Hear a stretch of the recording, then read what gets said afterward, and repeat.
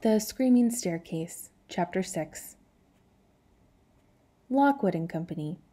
The well-known psychic investigations agency requires a new junior field operative. Duties will include on-site analysis of reported hauntings and the containment of the same. The successful applicant will be sensitive to supernatural phenomenon, well-dressed, preferably female, and not above 15 years in age. Unsuccessful applicants will include time wasters, fraudsters, and persons with criminal records. Apply in writing together with a photograph to 35 Portland Row, London, W1. I stood in the street and watched as a taxi drove away. The sound of engine faded. It was very quiet. Pale sunlight gleamed on the asphalt and on the lines of cars parked nose to tail on either side. Some ways off, a little boy was playing in a dusty patch of sun, moving miniature plastic ghosts and agents across the sidewalk. The agents had tiny swords. The ghosts looked like little floating sheets. Other than the kid, there was no one around. It was clearly a residential district, this part of London. Its buildings were big-boned Victorian townhouses with pillared porches hung with baskets of lavender and basement apartments reached by stairs directly from the street. Everything exuded a feeling of shabby, gently of buildings and people looking back on better days. There was a little grocery shop at the corner, the cluttered kind that sold everything from oranges to shoe polish, milk to magnesium flares. Outside, it rose a battered metal ghost light, standing 8 feet tall on its scallop-sided stem. The great hinged shutters were closed and blank, the flashbulb dark, the lens hidden. Rust bloomed like lichen across the surface of the iron. First things first. I checked my reflection in the side window of the nearest car, taking off my cap and scuffling my fingers through my hair. Did I look like a good operative? Did I look like someone with the right history of qualifications? Or did I look like a tousled nobody who'd been rejected by 6 agencies in 7 days? It was hard to tell. I set off the road. Number 35 Portland Row was a white-fronted residence of 4 floors with faded green shutters and pink flowers in the window boxes. Even more than its neighbors, it had a faint air of dilapidation. Every surface looked as if it needed a lick of paint, or possibly just a good cleaning. A small wooden sign clamped to the outside of the railing read, A.J. Lockwood and Company, Investigators. After dark, ring bell and wait beyond the iron line. I paused for a moment, thinking wistfully of the posh town of Tendy and Sons, off the spacious offices of Atkins and Armstrong, above all, the glittering glass Rotwell building on the Regent Street. But none of those interviews had worked out for me. I didn't have any choice in the matter. Like my appearance, this would simply have to do. Pushing open a wonky metal gate, I stepped onto a narrow path of broken tiles. On my right, a steep flight of steps led down into a basement yard, a shady space half overhung with ivy and filled with unkept plants and potted trees. There was a narrow line of iron tiles embedded across the path, and from a post beside this hung a large bell with a dangling wooden clapper. Ahead was a black painted door. Ignoring the bell, I stepped over the line and knocked sharply on the door. After an interval, a short, fat, tallow-haired youth wearing large, round speckles looked out. "Oh, another one," he said. "I thought we'd finished. Or are you Arif's new girl?" I gazed at him. "Who's Arif?" "Runs the corner store. He normally sends someone over with donuts about this time. You don't seem to have donuts." He looked disappointed. "No, I have a rapier." The youth sighed. "So I guess you're another candidate. Name?" "Lucy Carlyle. Are you Mr. Lockwood?" "Me? No." "Well, can I come in?" Yeah, the last girl's just gone down. From the look of her, she won't be very long. Even as he spoke, a scream of the utmost terror rang out from inside the house and echoed off the ivy walls of the yard below. Birds arose from the trees and down the street. I jerked back in shock, hands moving automatically to the hilt of my sword. The scream collapsed into a whimpering gargle and presently died away. I stared wide-eyed at the youth in the doorway, who hadn't stirred. "Ah, there we are," he said. "Didn't I say?" "Well, you're next up. Come in." Neither the boy nor the scream instilled me with much confidence, and I was half inclined to leave. But after 2 weeks in London, I was almost out of options. Mess up here, and I'd soon be signing for the night watch with all the other no-hope kids. Besides, there was something in the manner of the youth, a subtle impudence in the way he stood and told me he half expected me to run. I wasn't having that. So I stepped swiftly past him and entered a cool, wide hallway. It had a parquet floor and was lined with bookshelves of dark mahogany. The shelves had a mass of ethnic masks and other artifacts, pots and icons, brightly colored decorated shells, and gourds. A narrow key table stood just inside the door with a lantern on it, its base shaped like a crystal skull. Beyond that sat a vast chipped plant pot stuffed with umbrellas, walking sticks, and rapiers. I halted beside a rack of coats. "Hold on a sec," the boy said. He remained waiting by the open door.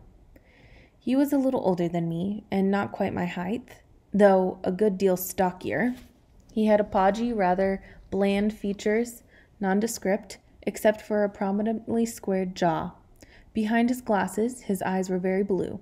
His sandy hair, which in texture reminded me of a horse's tail, flopped heavily across his brow.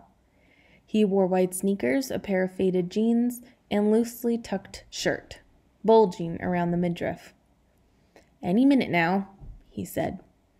From deeper inside the house, a murmur of voices rose to a crescendo.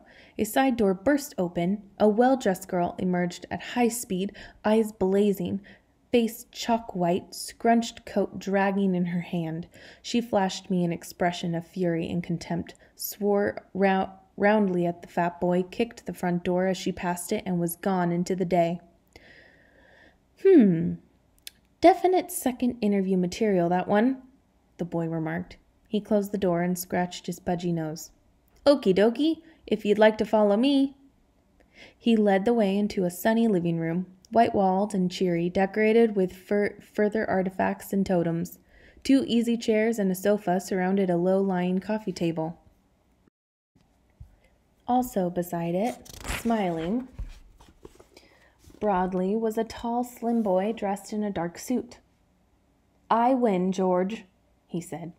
I knew there was one more. As I crossed to greet him, I used my senses, as I always do, the full range of senses, I mean, outer and inner, just so I didn't miss anything. The most obvious thing to spot was a rounded, bulky object lying on the table, concealed by a green and white spotted handkerchief. Did it have anything to do with the previous girl's discomfort? I thought it highly likely. There was the subtlest of noises, too, something I could almost hear, but it kept its distance from my mind. I suppose if I'd concentrated, I might have pinned it down, but that would have meant standing like a plank with my eyes shut and my mouth open, which is never a great way to start an interview, so I just shook the boy's hand. "Hello," he said. "I'm Anthony Lockwood." "Lucy Carlyle."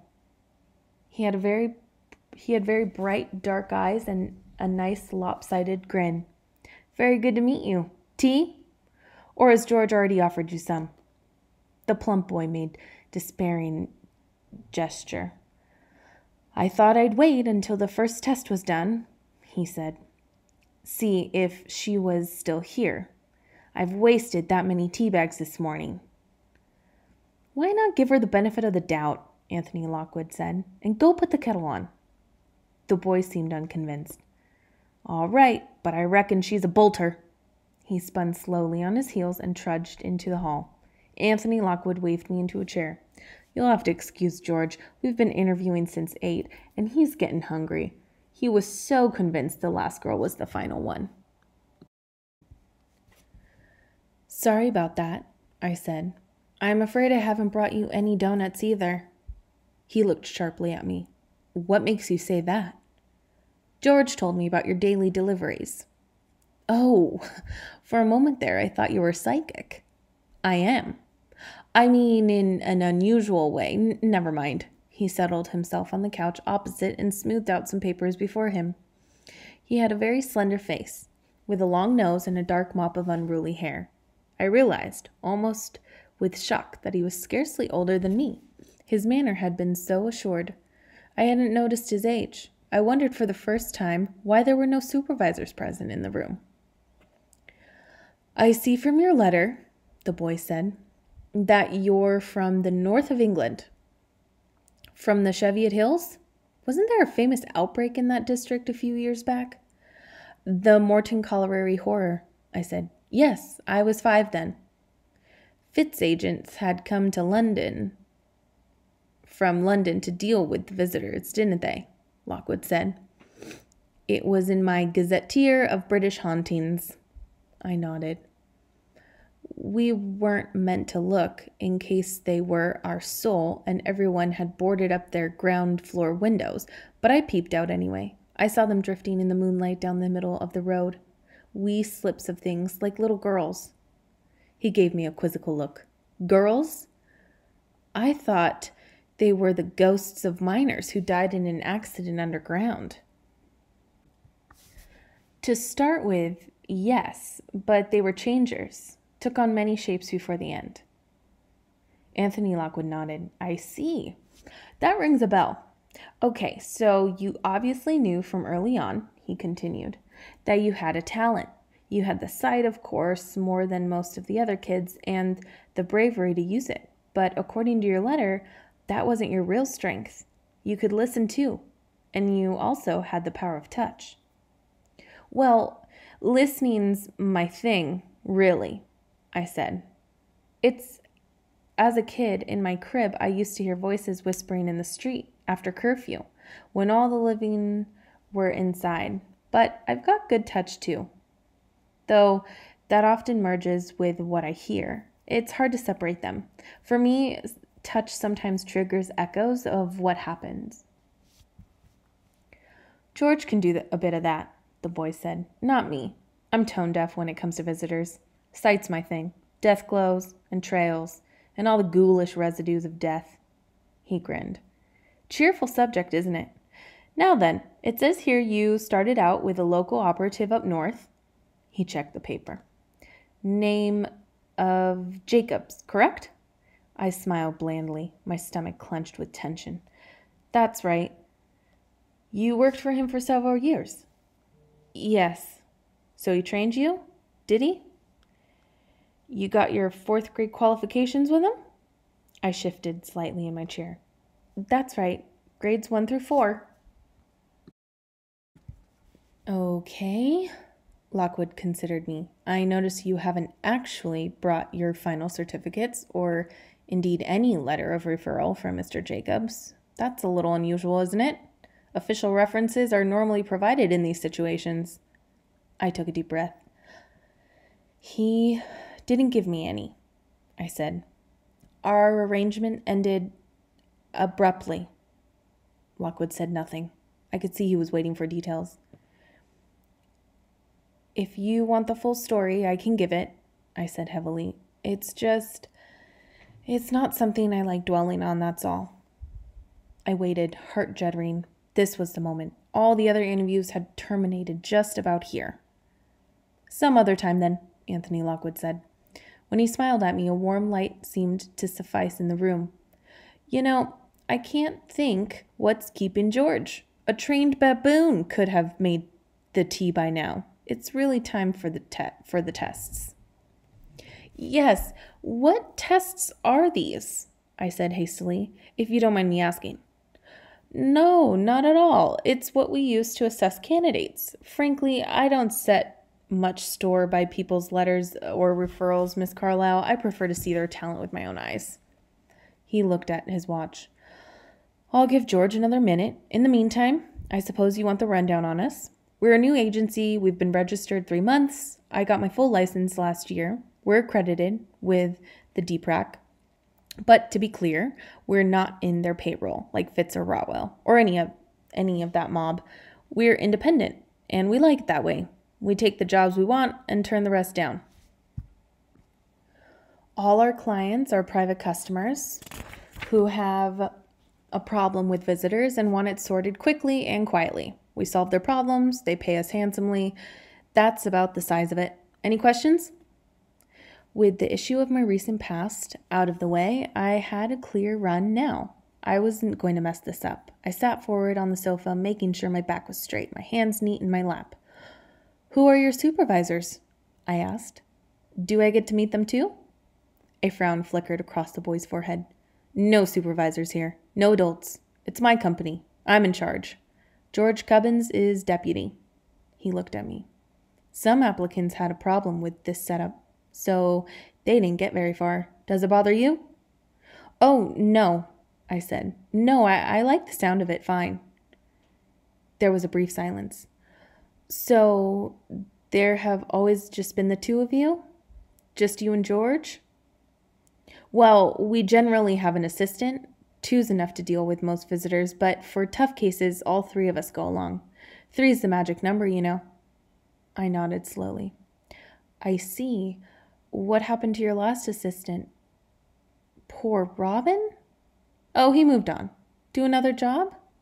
Perhaps passed on would be more accurate, or indeed passed over. Ah, good tea.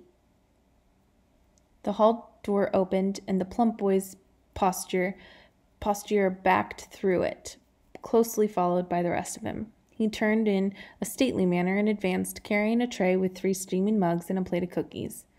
Whatever he had been doing in the kitchen, all this while he looked more disheveled than before. His shirt was untucked, and his mop of hair now covered his eyes.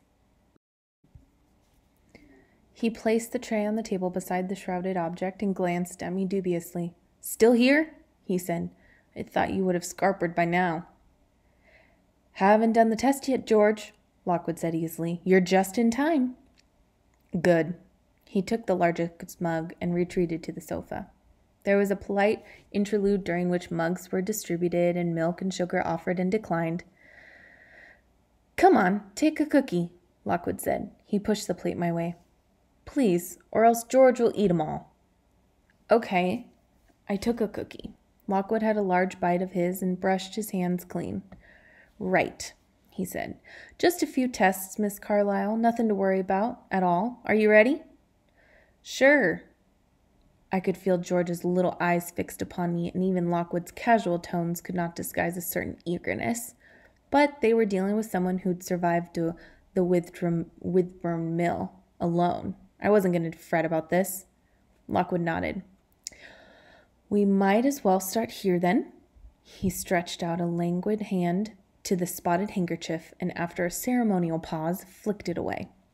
Sitting on the table was a stocky cylinder of clear, thick glass, sealed at the top with a red plastic plug.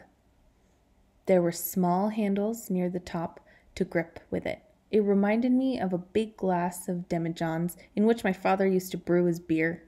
Instead of stale and brownish liquid, however, it contained a greasy yellow smoke, not quite stationary, very slowly shifting. Sitting in its heart was something large and dark. What do you think this is? Lockwood asked. I bent forward, scanning the apparatus. On closer inspection, the plug had several safety flanges and double seals. There was a little symbol embossed on the side of the glass, a radiant sun that doubled as an eye. It's silver glass, I said. Maybe by the Sunrise Corporation? Lockwood nodded, gently smiling. I bent closer.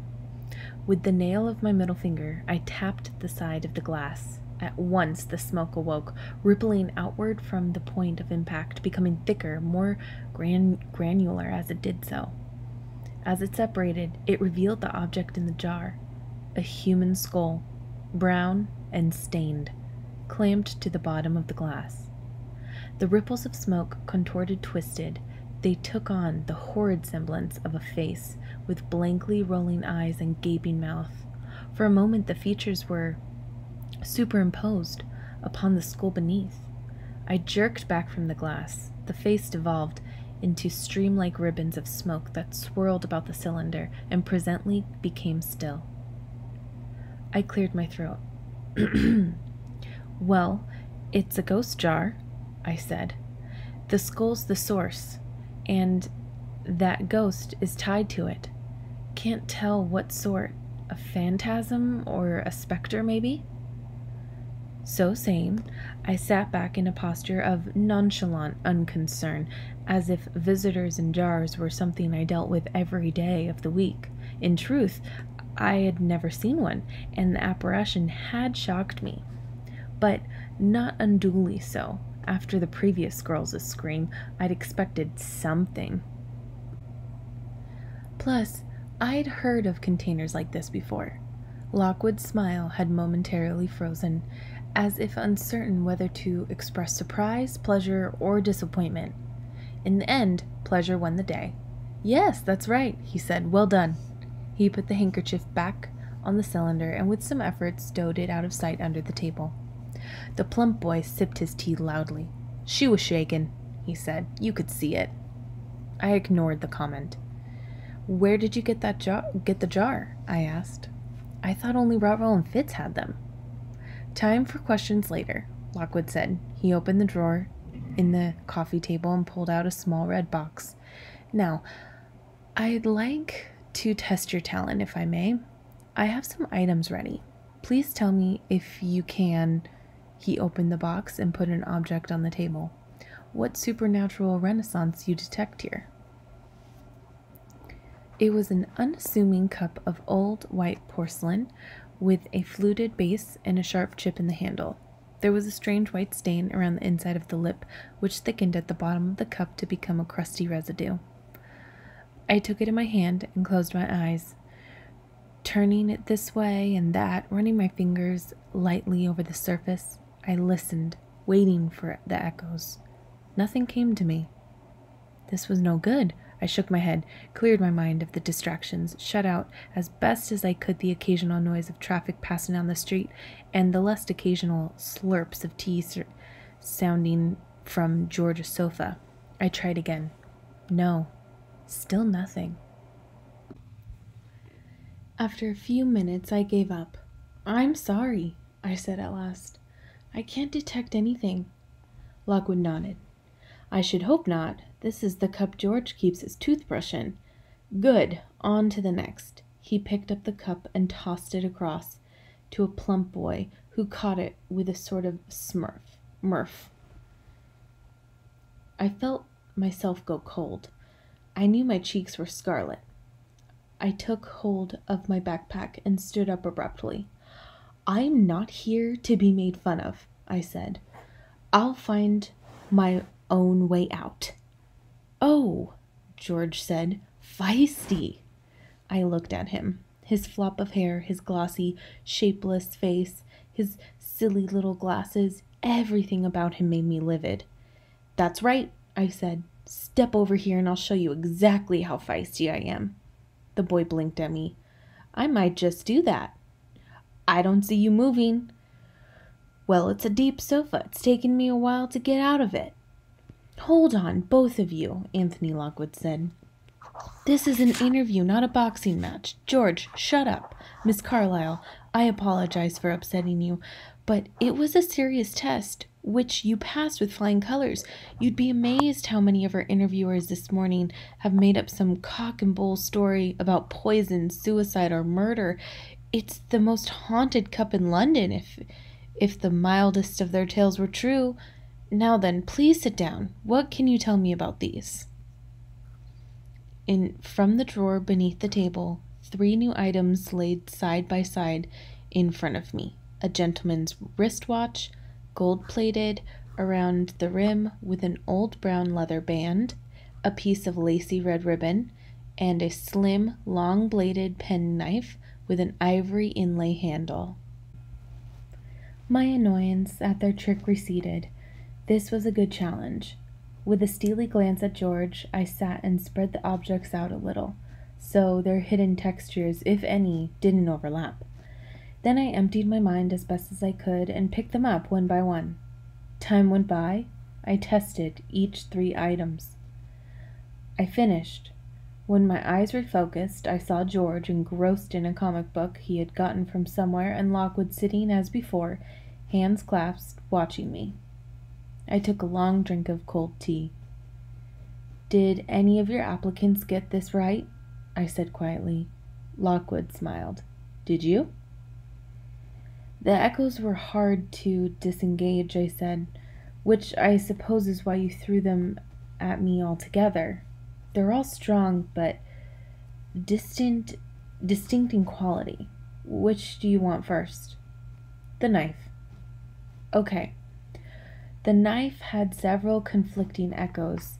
A man's laughter, gunshots, even possibly birdsong. If there's a death attached to it, which I suppose there must be, since I can sense all this, it wasn't violent or sad in any way.